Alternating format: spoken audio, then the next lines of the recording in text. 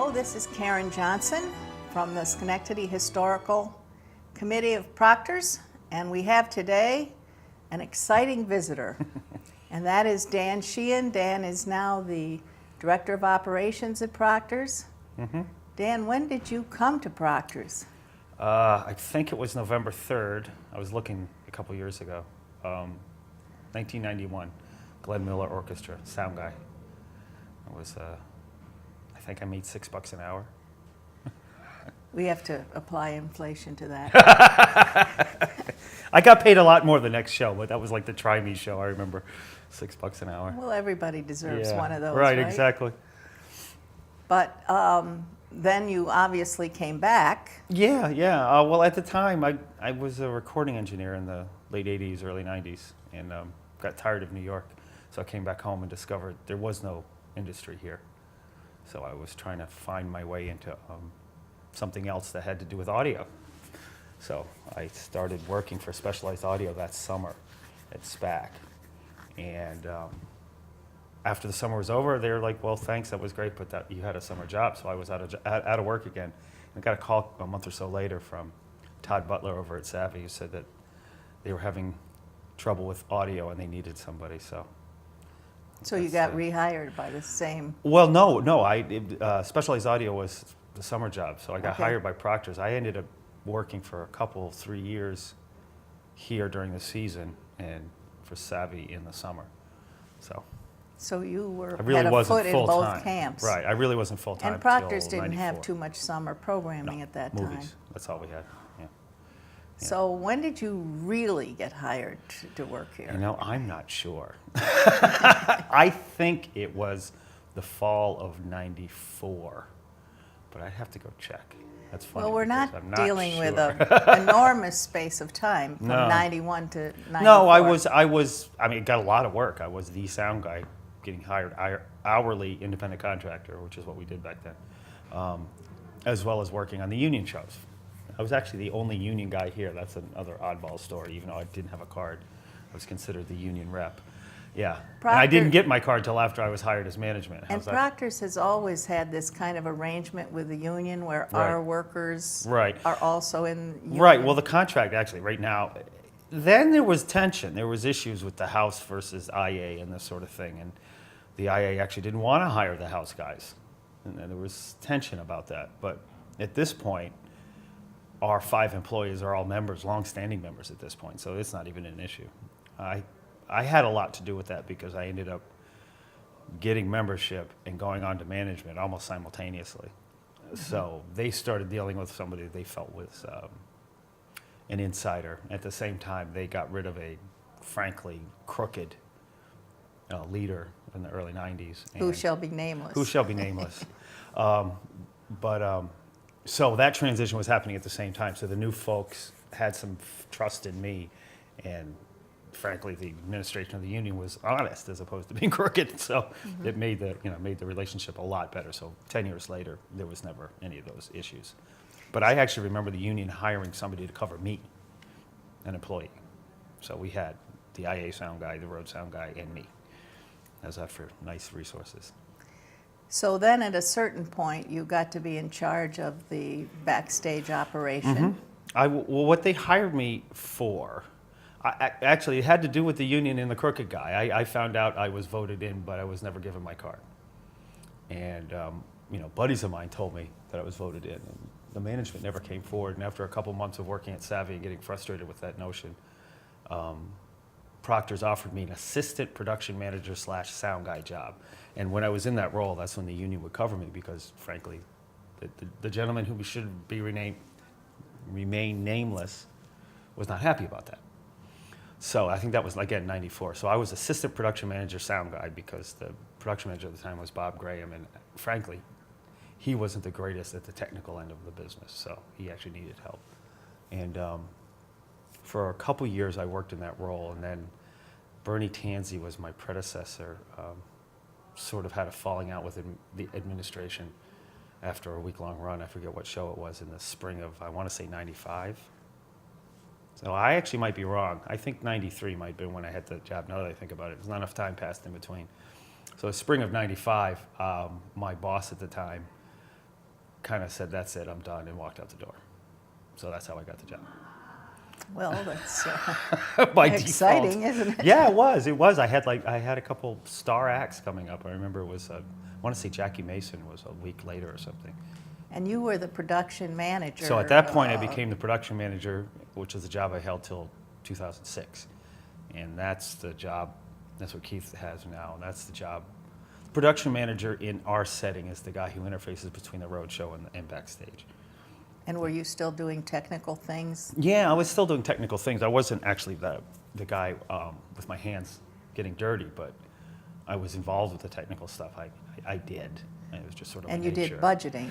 Oh, I did budgeting. I dealt with, we budgeted the shows, and we dealt with getting everything they needed, from food to technical equipment to labor, whatever they need. It was my job to make sure they had when they showed up. And some of the artists have pretty unusual requests. Yeah. Some are unusual, some are just ridiculous. But they're the ones on the road. And Yeah. Well, actually, it's funny that one of my favorite stories has nothing to do with Proctors, but it has to do with that notion of silly riders. But there's a famous story about Van Halen and bowls of green M&Ms. Became a big deal. And one time I saw an interview with Eddie Van Halen 20 years later, and he goes, "Oh yeah, I know about that. That's a rider checker." And we put that in the rider to see if they read it. So if we walk in and we see a bowl of green M&Ms, we know they read the rider. It'll be an easy day. So there's, And how many even the people- goofy stories have a story. how many people had to sit and sort those out? Right, exactly. I don't know. It's just a little bowl. He said it was just a little bowl. It was just an indication that you read the rider. He said if we had a bowl of M&Ms and they weren't green, well, they read it, but Right. if there's no M&Ms, you're in trouble. That's So kind of what he said. when all this, you were production manager Right. for quite a while, and then Philip Morris came, and Yeah, Philip came in 2002, right? Spring of 2002.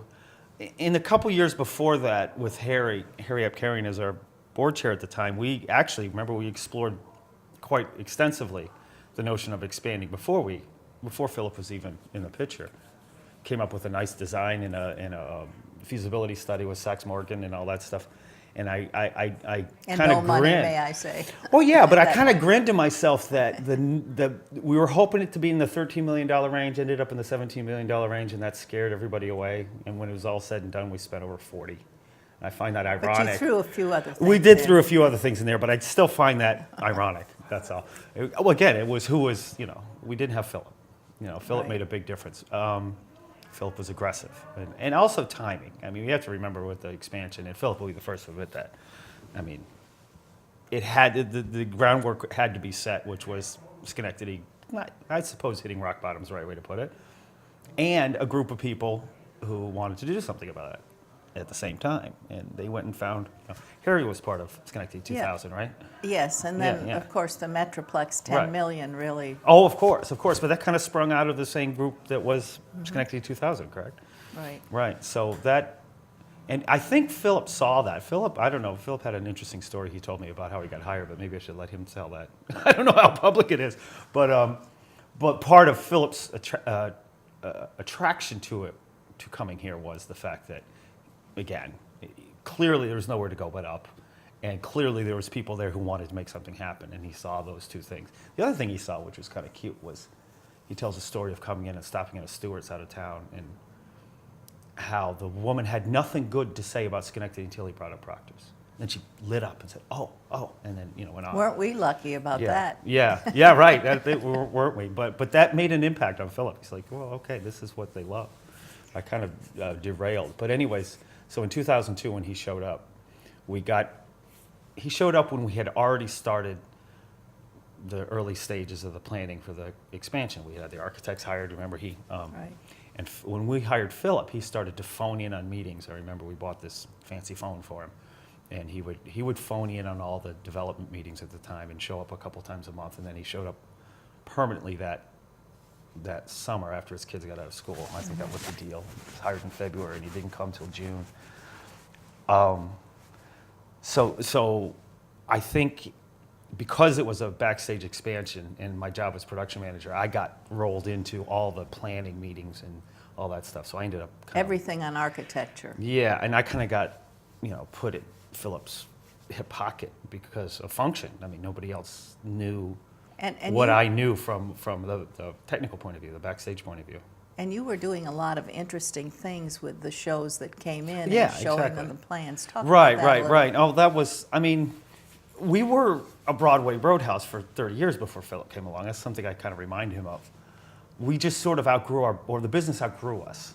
I mean, as I point out to people in the 80s and 90s, we did Chorus Line and Cats and all the big tours that are Lion King and Wicked today. It's just when Phantom of the Opera and those kind of shows came along in the late 90s, they couldn't fit. So we started to become a B theater by physical reasons, not because of market reasons. In other words, we could sell Broadway shows, certainly not to the extent we do now. But so we had a lot of experience, and when we're going through the process, it took years of planning. We were obviously in the business, so every time a Broadway show would show up, one of our favorite things to do would be to sit down with whatever plans we had at the time and pizza with the road crew on a Friday, which is their day off usually, or Wednesday, depending on their rehearsal schedule, and just pick their brains, because these are the guys who came in and out of all these buildings across the country, and they knew the things that people did that worked and the things that people did that didn't work. Do you remember any particular I suggestions? do remember one particular suggestion. The stage at Proctors is 3.5 feet below grade. Hence the big, that deep loading dock we have now. And ideally, you want the bed of a truck to be at stage level, which is another 3.5 feet. So you'd have to get a truck down 7 feet. So we would have to start a ramp somewhere on the other side, on the other side of OTB probably to get. Obviously, we can't do that. And we batted around all kinds of ideas, including $1 million elevators, so the truck would back and go and come down. At one point, and obviously that got value engineered away pretty quickly, and also, what do you do if it breaks kind of conversation and all that. So we had a design that's current with the 3 doors, down to tires are on stage level, so we got down 3.5 feet. And then we had this pier and ramp, and it went all the way down the backs to get down to floor level. And we showed that to, I don't remember what show it was, some show in the spring, and the guy immediately said, "Oh God, get rid of that. Whatever you do, don't build this big giant concrete ramp, you'll regret it. Somebody's gonna come up with something." So, and we went through a couple other things with dock lifts inside, and we finally said, the heck with it. Let's listen to this guy. We got rid of everything. We just bought a forklift. Smartest thing we ever did. Because, yes, I mean, despite what we thought, there are 24-foot-long pieces that wouldn't have fit on this pier, so they would have been dumping out in the street and rolling. I mean, we could have created a real mess. So that's just one example. Quite an improvement from putting the scenery out on the street, Yeah. moving it in. Well, yeah, I mean, in the old days, we by had to hand. unload, right, we had to unload, I mean, our staging area was the street, as you know. And yeah, all that's inside. That was one of my biggest goals, being the production manager for 10 years and, pushing stuff onto a truck at midnight in 20 below with wind. One of my one of my very distinct memories was it was the show that brought Bernie Tanzi to us. He was a company manager on La Cage aux Folles, and we had a loadout with 18 inches of fresh snow, air temperature of about 20 below, and the wind whipping. We were guesstimating 100 below wind chills, and that's probably conservative. We had to hire 16 extra people to rotate crew so they didn't have to stand outside for more than 5 minutes. That area Yeah, behind it's a wind Stratton tunnel. Plaza Yeah. is a very It's a wind windy tunnel. place. So even if it was 30-mile-an-hour winds, and the weather service, I'm sure there were 50 back there. It's just nuts. So getting that indoors was one of my biggest goals. I mean, getting as much indoors as possible. Now, it's funny. We went from being, back up a little bit, at the end of our tenure in the old stage house, we were squeezing everything in we could, trying to stay as close to an A market as we could. And we became famous for the place that the carpenters, the road people go, "Oh my God, we got to go to Schenectady," which meant we had to squeeze all this crap in here, make decisions on what we cut, all that stuff. And then 2 years later, we became, "Oh God, we're going to Schenectady," because we went from having no space to having an incredible amount of space. We made some decisions that made the stage even bigger than it should be. So now, I mean, the road shows, we completely flipped the reputation. They love coming to Schenectady for a lot of reasons. It's a nice neighborhood. It's a small town. I think they get sick of cities. And And technologically, it's And then an Betty easy Barlin place. hits them with the homemade food. That's right. in the Betty guild. Barlin gives them homemade food. I mean, they do like to feel it. It's funny, Book of Mormon just left yesterday, and huge success, everybody. I mean, obviously, could have done 2 weeks. There's reasons why we didn't. I think we would have said yes had we been offered 2 weeks. But the road shows were all, I mean, the actors and the crew were all asking us why we didn't do 2 weeks. It's like, we wanted to stay. We were upset. We were only here for a week, so that's nice. Didn't used to be that way. Just for people who may not know, the entrance for the big trucks with the scenery is off of Smith Street, and it's a rather long inclined driveway that ends up with 3 Right. metal doors. Right, and right. the trucks back in, and You can touch the they building, can so to just speak. come Yeah, right to the floor, which is Right. about 3.5 feet. Right, well, below the a lip. truck is 3.5 feet off the ground, roughly. So, So this is a big deal to not have to, Yeah. and then you can move your stuff immediately if right. you wish. And again, there's space. I mean, the biggest thing is space. We tripled the square footage of the stage. So it's not even about the space the set lives on, it's the space to put things, cases, people, quick changes. All that stuff is so much easier now. So you and Philip were a team in building this building. Right, right. Lots of review of plans and talking to people. And we were very unconventional. We didn't do a GC. We didn't do a theatrical consultant who wielded all kinds of power. We hired some folks that we called over-the-shoulder consultants who gave us suggestions, but nobody had any power to tell us what we were doing, which I think was a very important thing. We didn't spend the money on them to begin with, and then, learning what I've learned from other people, the designer world tends to make decisions that aren't roadhouse friendly. Another example besides the loading dock thing, although our consultants at the time kind of agreed with what we ended up with, but was lighting. You go to a lighting designer and he wants to install all sorts of plugs all over the building, and we said no. We give us power, give us road racks on wheels, and we'll treat our own shows like the road shows because that's what our building's made for. Again, that was a very smart decision. We spent a quarter of the money, and it's much, much easier. Again, it's what we do. Even though it's in-house, it's still a road show. Although I will say those wheels have been sitting on a catwalk so long that they're damaged. They've kind of embedded into it, but again, But I it don't gives you regret the choices. decision. And I don't regret the decision because, again, what they would have had us do would have spent 3 times the money and ended up being not as quick. Now, when the backstage was redone, the ropes were left there, that lifted up. Well, actually, it's new. It's an entirely new system. No, but But a it's the lot of same. them are automated in other theaters. They're getting there. Actually, in the world of Broadway, not so much. Well, explain what this is, first of all. Right. I mean, theaters are based on a counterweight. I keep forgetting there's a camera over there. Theaters are based on a counterweight system that's been the same for probably 150 years. Really hasn't changed much. They're safer. But they're based on the same principle, and they're hand operated. Hence, the term rigging is a big deal in theater, and obviously rigging is sailors. The original stagehands were sailors because it's all about ropes and knots and leverage and pulleys and that sort of thing.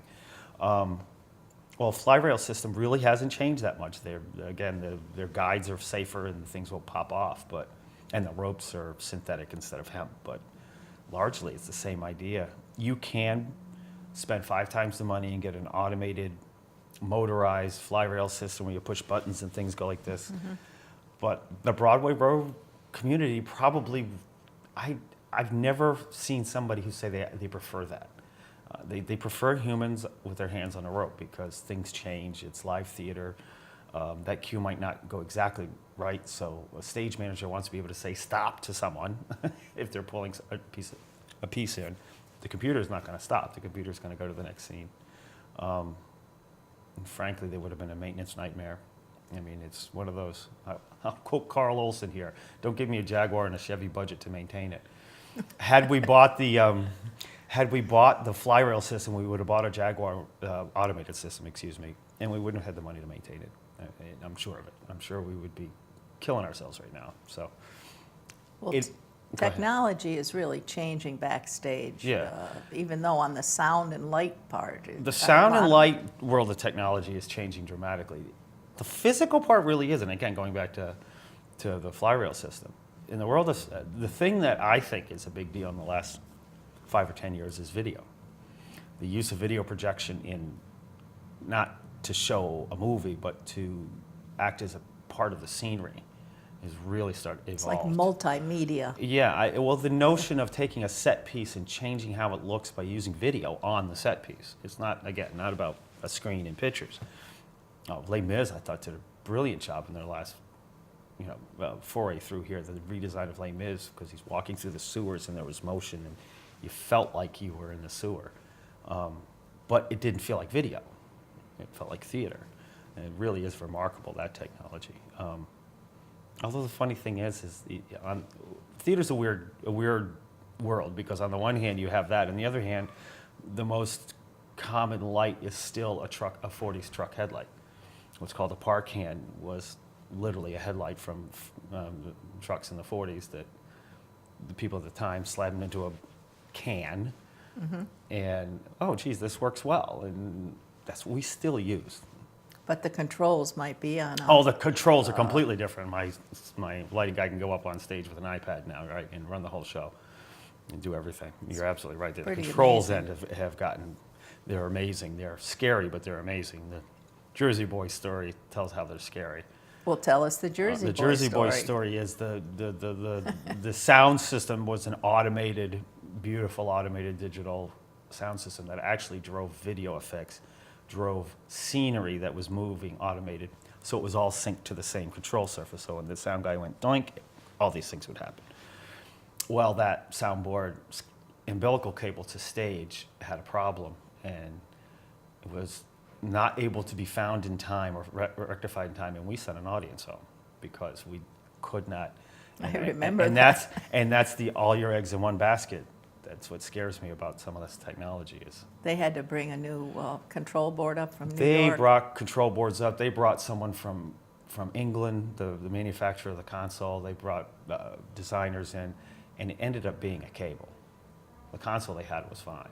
They put the new console in. They ran 2 shows, and then my sound guy and their road guy, the 2 worker bees, discovered the cable because he thought they saw a symptom again with the new console of what the old one was doing, and then they went back and rechecked a few things, and they found a multi-pin cable that was, so the whole show went down because somebody stepped on a cable, basically. So you got to be a good detective as well. Yeah, backstage. again, it scares me. I mean, I hate to sound like back in the old days, but back in the old days, that wouldn't have happened because everything would have had 4 or 5 See, people. what I love is the old days with you starts like Yeah, here 92. in 91 or 2.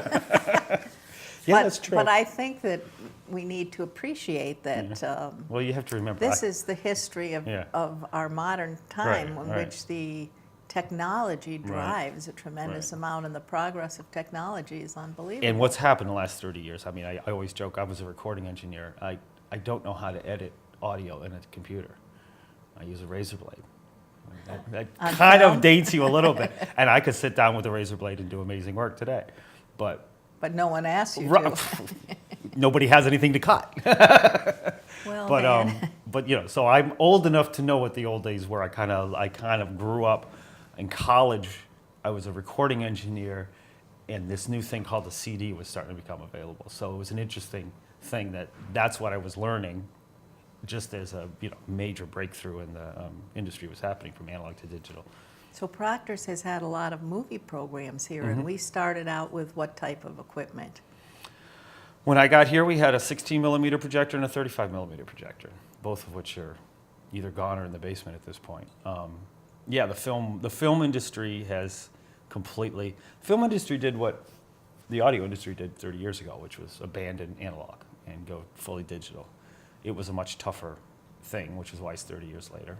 There's a lot more So data. we have different types of projectors today. and Yeah, some of them are pretty fancy. Right. Well, when we developed a GE Theater, we actually got the tail end of film. And it probably wasn't a smart decision from an economic point of view. We bought 70 millimeter IMAX competitor film. Beautiful equipment. The stuff looked and sounded amazing. But almost the day we opened, the product became ridiculously expensive and hard to find because, well, it was expensive to begin with, but then when it became the tail end of the life cycle of film, I think the last time we tried to get a film made for us, it would have been $25,000 just to make the film. And that's before you even show it. So it And now we're drawing operas from Europe down yeah, from and now satellites. and now we replace these two, basically the size of two refrigerators put together, projectors to make 3D, and we replace it with something this big on the same screen, and it looks beautiful. Not cheap, though. No, no, not as expensive as that 70 millimeter stuff though. That was No. yeah. But Anybody else? around $50,000 or $60,000. Actually, the for you. projector we bought for GE was about $26,000. Okay. It was pretty well. I mean, again, the rest of the system was the rest of the There's more what to was the film system was useful. The screen and the sound system, which is 80% of the cost, I'm sure. it. Okay. Were still very useful. The screen is very expensive, as you know. That was one of the big deals. Now, you have a greater responsibility at Proctors Mm-hmm. nowadays. You're the director of operations, and as such, control the building, Right. basically. Right. And so, one of the changes in Proctor's expansion was that we became a place of entertainment, of meetings, of Right. banquets. So right, we went from how do being- you handle all of that? We learned how. I mean, you're right. When I first became director of operations, we had just opened the new stage house. So we were still the same business. We were just better, much better facility, but we were still one venue. We didn't have the whole Carl Company side of the building. In 2007, when we opened the GE Theater and a few conference rooms and moved all that, we suddenly became a completely different animal. And the notion of doing multiple events and doing all kinds of different events was sprung on us. I ended up going to best 3 days I ever spent. I went to Cleveland for 3 days and just watched them work. In Cleveland is Playhouse Square. Playhouse Square is 6 or 8 or 10 performance venues, 3 of them bigger than Proctor's. It's an incredible place, actually, if anyone goes to Cleveland. And I watched how they presented and managed in multiple venues, and I learned a lot about how they dealt with resources as opposed to building the ground up 10 venues worth of staff, which would be financially cumbersome. The whole notion of sharing staff and sharing resources between the different venues and scheduling things. And that's kind of what we do. It's pretty typical to have 2 shows, a wedding, a comedy show in the basement, and a party upstairs on a Friday night. 4 or 5 events is commonplace now. And we've gotten good at it. A lot of it had to do with the GE Theater. Am I bleeding? A lot of it had to do. Sorry, you can edit that, Zeb. A lot of it had to do with the GE Theater and how we designed it, because we were kind of scared that it would sit there empty, so we made it do everything. The seats go away. You can use the flat floor, banquet stuff, and the theater stuff, and the live music. And it's now busy as all. It's busier than the main room. So that was an interesting set of decisions, and we just kind of rolled with it. Aside from your management, the heroes of all that, I think, are our cleaning and Yes. moving staff, because Yeah. Our housekeeping staff. I've always said they're complete. It's a misnomer in the building at this point. Housekeeping assumes they're cleaning stuff, and that's one duty. A lot of it is just shuffling, chairs, tables, events. One of my favorite whoopses is we ended up with a wedding in between Lisa Lampanelli's sound check and performance. So Lisa does her little sound check, goes off into a dressing room. We come running in, set all this stuff up. They literally came in, did a wedding, came back out, and Lisa came back out and did her show. Almost like she didn't know what happened in between. It was quite amusing. And we Oh, do a that's lot of good. that now. Yeah. I think you have quite a few adventures. Philip did say it publicly. He said, we do a lot of things well, but one thing we do exceptionally well is figure out how to make something that hasn't worked work. Does that make any sense? Yeah. Somebody comes together with an odd set of circumstances. We're particularly good at going, okay, if we do X, Y, and Z, we might be able to make Well, that I work. know when I've tried to put events together and get them coordinated with other things, it's been, first of all, when you do that here at Proctor's, you start on the computer with Right. the scheduling. Right. Oh, And then it comes back to you and says, Well, you're the second person using that room at that time. Right, right. And sometimes you are, and sometimes it's just Yeah. the name of the room, and Right. it really isn't, so. Yeah, I always say that looking at our calendar right now is exhausting. Just to realize what we have. I mean, we used to, brag that we do 150, 200 events a year. Now that's a month. Sometimes 1,700 events a couple years ago. I remember 2012, I think, was our number. It is a lot of stuff. Now, one of the things, I didn't know whether we'd bring this up, but you found your wife here at Proctors, too. Yeah, that's true. That's like a great story That's of true. our history. That's true. She was the assistant to my boss at the time. She was Bob Graham's assistant. She actually is, because of the independent contractor part, has been here longer. My show was 2 months before she started an internship, but she was hired before I was full-time, so I guess she gets She has seniority on She has you. seniority on me, yes. Yes. Whatever that's worth. Yeah, I always joke when people say, is this nepotistic? Did they hire your wife? I was like, no, I didn't. We didn't know each other when we were hired. That's how long we've both been here. My wedding was half, maybe not half, but a third Proctor staff. Yes. It was quite amusing, and it wasn't even staff. And your most of kids the folks are aren't part here. of all of our lives. Yeah, that's true, especially Ariel. Yeah, And my Ariel 13-year-old. was just complaining to you this week that there were no Girl Scout cookies available because she's not a Girl Scout anymore. No, she's not a Girl Scout. But it is fun She wa- to see her grow up, Oh yeah, it is. It is. It's neat. It's neat. She does live as here. well as your son, who Yeah. we don't see that much. No, well, no, he's not. He's not quite as fit for public consumption as my daughter. Oh, No, I he's tease. probably a regular boy, he just wants to run around. Exactly. Yes, my daughter's a very careful, measured young lady, and he's nuts. Well, and Good also kid. both of you have Yeah, big yeah. responsibilities, and that Yeah, no, he- means he's a good- daycare and things Actually, like it's that. funny we say that, but I'm sure Ariel at 3.5 wasn't here that much yet. This is the time when we started, and actually we was playing games with daycare, frankly, and geez, she gets out of school, bring her back and sit in my office for an hour and a half, doing something while I finish my job. So that's Well, I think people now need- we have her to watch him, so he's not going to be here as much. dressing room tables. Is Yeah, there a story about that? There was a story about the dressing room tables. When we were designing rooms, we put in a lot of built-in makeup stations and lights and stuff. But there was a handful of rooms where we said it would be nice if we didn't build in all this furniture, because obviously if it's a wide open room, we could do other things. And I think that's kind of the beginning of our thinking of making things do three things. It can't just be one thing, it's got to be People three. and things. People And and rooms. rooms and devices, right. They all have to be multitaskable. So the dressing tables, we kind of thought through what we wanted, and I went searching for them, and they didn't exist. So we ended up getting somebody who, I forget the gentleman's name, a friend of Philip's from Jamestown. And it was based on equity size, based on the ability to fold the legs and take the top off and get rid of them, stack them like cordwood. So we had these lovely things made with table legs, and again, 2 bolts, and you take the top off, and they can stack them up, and they protect the lights.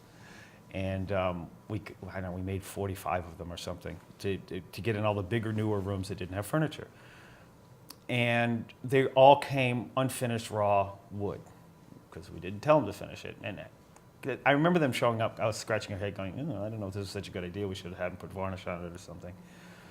But right out of the gate, one of my stagehands had a son in school who was an artist. And he said, well, what if I grab this one dressing room table and paint it up for Chicago? Was the first Broadway show we had. Everybody says it was Phantom, but Phantom was third. We had Chicago 2 weeks after we opened. We were miserably not ready. That's a separate story all by itself. And so this kid painted up the makeup station for the motif of the show and brought it back, had the cast sign it, took it away, and varnished it. Did that for Peter Pan in January and for Phantom in March or February. And everybody thought this was the coolest thing. So for the next couple of years, Chad, I think his name was, Henry's son, would do this. Well, Chad did what kids do and graduated and went off and started his life, and so he wasn't around anymore. And we all kind of lamented, it was kind of a neat thing. And then suddenly, the shows started doing them. They asked for permission, but now shows show up, they see all the other painted up, signed, cool, different looking makeup stations, and they'll do their own.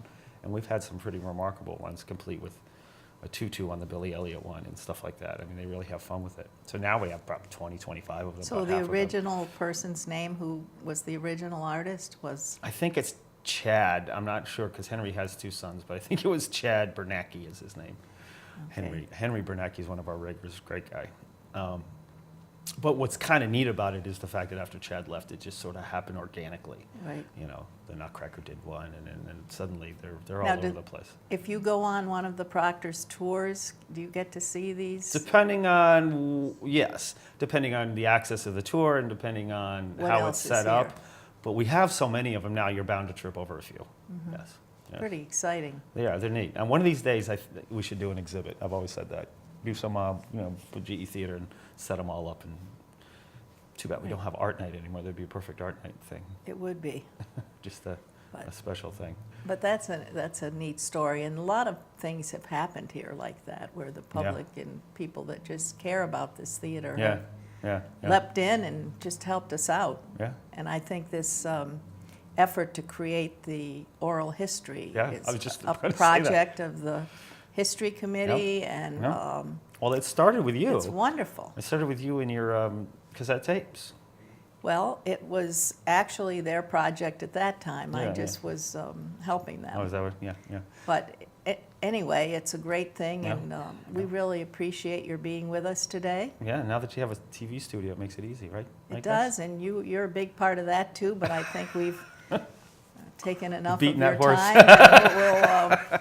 If we think we've missed many things, we'll have you back. Okay, sounds good. But I would just like to thank all of you for watching, and this has been presented on March 17th, 2014 Where's my green? as as a effort of the Historical Committee of Proctors Theater. We hope you enjoy it. It's one of a series, and we're just trying to keep the history of Proctors alive and help you meet all the people that were involved in saving the theater, both in the very early days and as we go, because we're a work in progress, and I think that's what's important to understand.